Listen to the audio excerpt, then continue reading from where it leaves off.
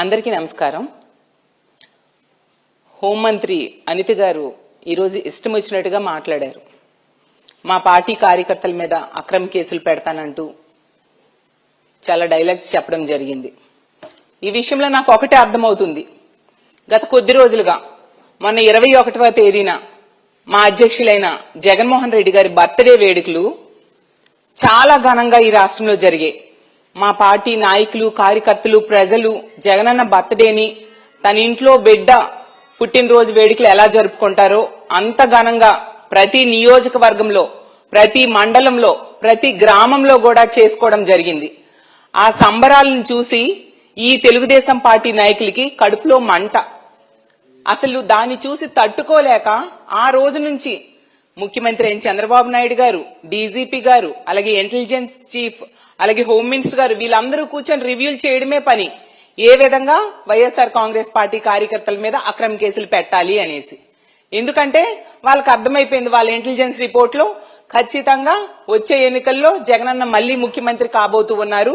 ఈ కూటమి అనేది తుక్కుతుక్కుగా ఓడిపోబోతూ ఉంది.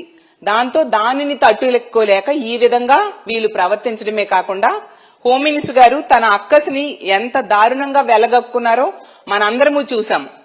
జగనన్న బర్త్డే ఫంక్షన్ లో కార్యకర్తలు కొన్ని దగ్గరలో జంతు బలులు ఇచ్చారని చెప్పి ఆవిడ చెప్పారు. ఒక్కొక్కరు ఒక్కొక్క విధంగా తమ అభిమానాన్ని తమ నాయకుడి మీద చూపించుకుంటారు. అందులో తప్పేముంది? అలా అయితే బాలకృష్ణ గారి సినిమా రిలీజ్ అప్పుడు జంతు బలు ఇవ్వలేదా? మరి అప్పుడు ఎందుకు మీరు మాట్లాడలేదు హోంమంత్రి గారు నేను అడుగుతూ ఉన్నాను. అలాగే పవన్ కళ్యాణ్ గారి సినిమా రిలీజ్ ఫంక్షన్ లో మనం చూసాం, థియేటర్నే కాల్చేశారు అతని అభిమానులు. మరి అప్పుడు ఎందుకు మీరు మాట్లాడలేదు? అలాగే ఓజీ సినిమా రిలీజ్ అప్పుడు కత్తులు చూపించారు కదా, అప్పుడు మీరు ఎందుకు మాట్లాడలేదు? అంటే మీకొక న్యాయం, మాకొక న్యాయమా? ఈ రాష్ట్రంలో ఒక్కొక్కరికి ఒక్కొక్క రాజ్యాంగం వర్తిస్తుందా? వైఎస్ఆర్ కాంగ్రెస్ పార్టీ వాళ్ళకి ఒక రాజ్యాంగం, తెలుగుదేశం పార్టీ వాళ్ళకి ఒక రాజ్యాంగం, జనసేన వాళ్ళకి ఒక రాజ్యాంగం, బీజేపీ వాళ్ళకి ఒక రాజ్యాంగం. నిజంగా జంతు బలుల నిషేధము అయితే మీరు అదొక రూల్ పాస్ చేయండి, అప్పుడు ఎవరూ చేయరు. అంతేగాని ఈ విధంగా వ్యవహరించడం అంటే మీరు అక్రమ కేసులు పెట్టడం కోసం, కక్ష సాధింపులు చేయడం కోసం ఈ విధంగా పుట్టినరోజుల వేడుకల్ని సాకుగా చూపించడం ఎంతవరకు సమంజసమని నేను అడుగుతూ ఉన్నాను. అలాగే హోంమంత్రి గారు చెప్తూ ఉన్నారు, ఇక్కడ ఉన్నది సిబిఎన్ అంటూ ఇలా ఇష్టం వచ్చినట్టుగా ఏదేదో మాట్లాడారు. హోంమంత్రి గారికి నేను ఒకటే చెప్తున్నాను, మీకు నచ్చింది చేసుకోండి, ఏం చేసుకుంటారో చేసుకోండి. కానీ రానున్న కాలంలో ఖచ్చితంగా ఎన్నికలు వచ్చినప్పుడు మళ్లీ మా వైఎస్ఆర్ కాంగ్రెస్ పార్టీ వస్తుంది. మీ అందరికీ తగిన రిటర్న్ గిఫ్ట్ ఇవ్వడానికి సిద్ధంగా ఉన్నాం. ఎన్ని అక్రమ కేసులు పెట్టుకుంటారో పెట్టుకోండి. మా కార్యకర్తలు ఎవ్వరూ కూడా కొంచెం కూడా భయపడే ప్రసక్తి లేదు. మీరిప్పుడు కక్ష సాధింపులు చేస్తూ ఉన్నారు, అన్నింటికి రిటర్న్ గిఫ్ట్లు వస్తాయనే విషయం గుర్తుంచుకోండి.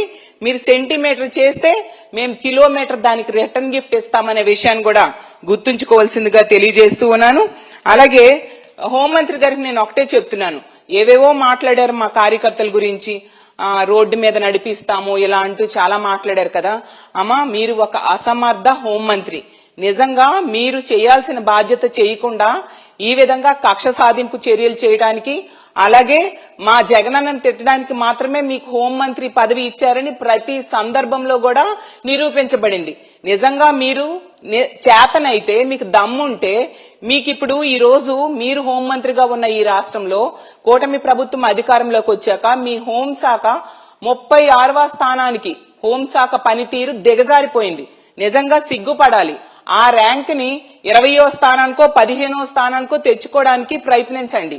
అది మానేసి మా కార్యకర్తల మీద, మా నాయకుల మీద అక్రమ కేసులు పెట్టడం మీద ఎలాగా అనేసి దృష్టి పెట్టడం కాదు. అలాగే తీసుకుంటే మొన్ననే ఈ రోజు చూసాం, కుప్పంలో ఒక వివాహిత మహిళను 3 యువకులు రేప్ చేయడం జరిగింది. 10 రోజుల తర్వాత ఆ సంఘటన వెలుగులోకి వచ్చింది. వాళ్ళు బెదిరించడం వలన కనీసం కంప్లైంట్ కూడా ఇచ్చే స్వేచ్ఛ లేని పరిస్థితి. ఈ రోజు ఆమె భర్త పోలీస్ స్టేషన్ లో కంప్లైంట్ ఇవ్వడం జరిగింది. మరి ఆ దుర్మార్గుల్ని శిక్షించడం మీద మీరు దృష్టి పెట్టండి. అది మానేసి మా కార్యకర్తల్ని ఏ విధంగా అక్రమ కేసుల్లో అరెస్ట్ చేయాలని కాదు. అలాగే తీసుకుంటే ఈ రోజు నెల్లూరులో టీడీపీ కార్యకర్తలు రౌడీల్లా కొట్టుకున్నారు. వాటి మీద మీరు దృష్టి పెట్టాల్సిందిగా కోరుతున్నాను. మీకు నిజంగా దమ్ముంటే వాళ్ళని అరెస్ట్ చేయండి. అలాగే తీసుకుంటే మీ గవర్నమెంట్ వచ్చాక మా కార్యకర్తల్ని ఎంత అమానవీయంగా ఎంత దారుణంగా చంపేశారో ఈ రాష్ట్ర ప్రజలందరూ కూడా చూడడం జరిగింది. అలాగే అలా ఘోరంగా నరికేసిన వాళ్ళని అరెస్ట్ చేయడానికి శిక్షించడం మీద మీ పవర్ను ఉపయోగించండి. నిజంగా మీరు ఎంత అసమర్థ హోంమంత్రి అంటే మీ తోటి మంత్రి అయిన సంధ్యారాణి గారి పిఏ అతని మీద ఒక మహిళ, ఒక ప్రభుత్వ బీసీ మహిళ, ఆమె ఒక ప్రభుత్వ ఉద్యోగిని, ఆమెకి ఎంత దారుణంగా అత్యాచారం చేయడమే కాకుండా మంత్రుల దగ్గరికి, మంత్రుల పిల్లల దగ్గరికి, తెలుగుదేశం పార్టీ నాయకుల దగ్గరికి వెళ్లమని లోబర్చుకోవడానికి ట్రై చేశాడని ఎస్పీకే స్వయంగా వచ్చి కంప్లైంట్ ఇస్తే కనీసం ఆ నిందితుడైన సతీష్ ని ఈ రోజు కూడా అరెస్ట్ చేయలేని అసమర్థ హోంమంత్రి మీరు. మీకు నిజంగా అధికారం ఉంటే ఆ వ్యక్తిని అరెస్ట్ చేసి చూపించండి, ఆ వ్యక్తిని నడి రోడ్డు మీద నడిపించండి.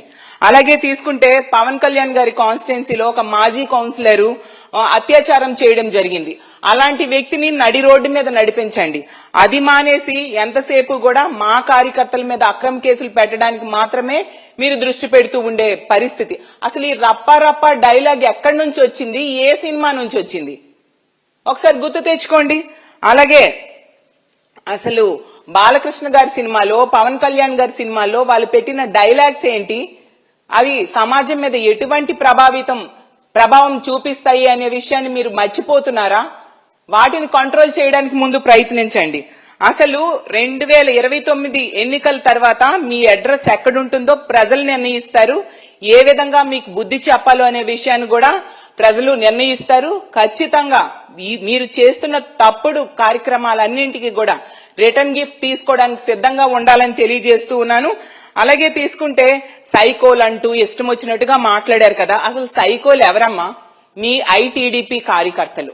ఎందుకంటే ఆ రోజు తీసుకుంటే గీతాంజలి అనే మహిళ తనకి ఇళ్ల పట్టా జగనన్న ఇచ్చారని చెప్పి సంతోషంగా తన ఆనందాన్ని వ్యక్తం చేస్తే ఆమె మీద దారుణంగా ట్రోల్ చేసి ఆమె ఆత్మహత్య చేసుకున్నంత వరకు కూడా వదలలేదు.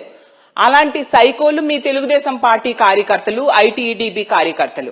అలాగే తీసుకుంటే 9 సంవత్సరాల అమ్మాయిని జగనన్న మీద అభిమానం ఈ మధ్యనే చూపిస్తే ఆమె ఎంత దారుణంగా ట్రోల్ చేయడమే కాకుండా తల్లిని కూడా మార్చేశారు. అలాంటి సైకోలు ఉన్న పార్టీ మీ తెలుగుదేశం పార్టీ.